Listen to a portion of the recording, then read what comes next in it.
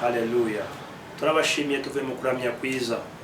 Turashima Imana nyiri cyubahiro, turashima Imana ibakunda, turashima Imana ibakoresha, turashima Imana bakurikira FM Adonion TV.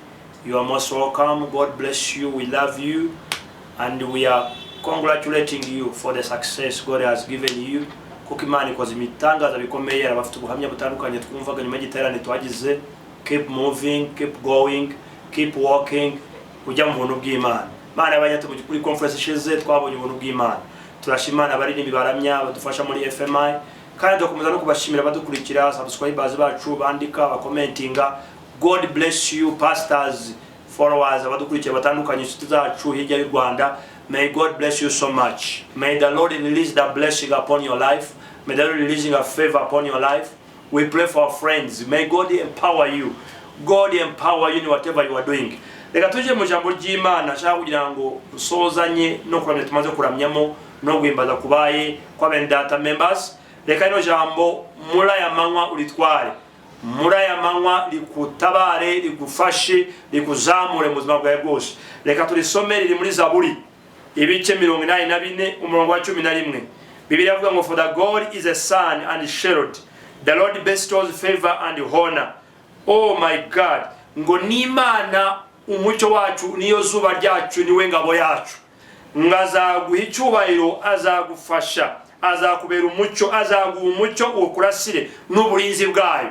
Nuko umugabo Dawudi yanditse avuga ngo for the God is a sun and shield, niwe ngabigucinjira, niwe mutabazi wawe. Niyo mpamvu amuvuga ngo ningabiducinjira, akavuga ngo kandi ngo ni inkoni n'ishimbo yanjye n'ubwiza bwanje ni faveri yawe. Yesu byose ari byose muri byose. Reka mubwire ngo kuno kweli twari tuvuyemo ngo keep moving.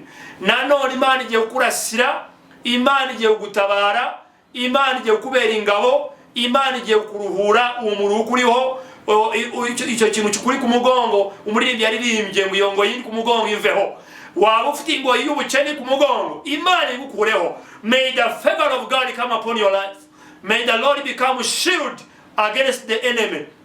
Reka Imana kubera bigucinjira, reka Imana gutabare. Oh my God, ndabona ububyutse bugiye kumanukira muri aya manywa yihangu. Reka Imana gutabare, ubwiza bwayo, faveri yayo. Kino cyane kiravuze ngo the sun is the Lord and is a shield and is a protection against darkness. Reka Imana irukana uwo mwijima, reka Imana kurasire. Waba waraye mubwirabure, waba warayibabaye cyane, reka amavuta y'Imana gutabare, reka amavuta y'Imana kugendeho. Reka muri aya manywa irancawa Imana gutabare, ugenderwe n'imbaraga z'Umwuka Wera. Igikoro cy'Imana kikubeho, ijambo ryayo riranezeza, riravuga ngo nzakubera, umva ngo nzakugimbira ataringaniye maringanize. Isaiah oh marebo shatara 45 verse 2, ngo nzakugimbere ataringaniye maringanize, nzahindura ngo nzahindura imihindizo y'ibyuma mbicaguremo kabiri, and I will give you treasure that is found in dark place. Ngazaguha ubutunzi buri mu mwijima buhishe. Kuko n'Uwiteka Imana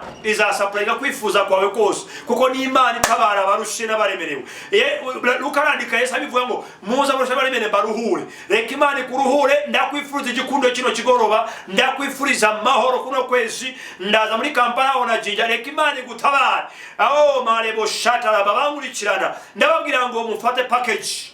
Fata ayo mahoro, amahoro abe muri mwebwe. Yesu yabwiye abigishwa bari barakubiswe barahunze, mu gihe barabonye ko Yesu yamaze gufatwa barahunga basanga mu nzu hagati aho bari bishe. Arabwira ngo peace be among us, amahoro abe muri mwebwe. Reka amahoro akubeho. Ndagusengera umugisha, ndavuga power of the Holy Ghost. May the Lord render power upon your life. May the Lord give you favor. May the Lord empower you than ever before. In Jesus' my name, receive favor, receive grace in Jesus' my name.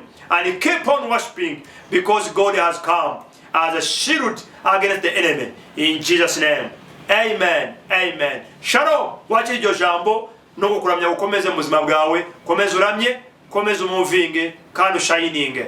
Amen, amen. Bye bye, bye bye, bye bye. See you soon.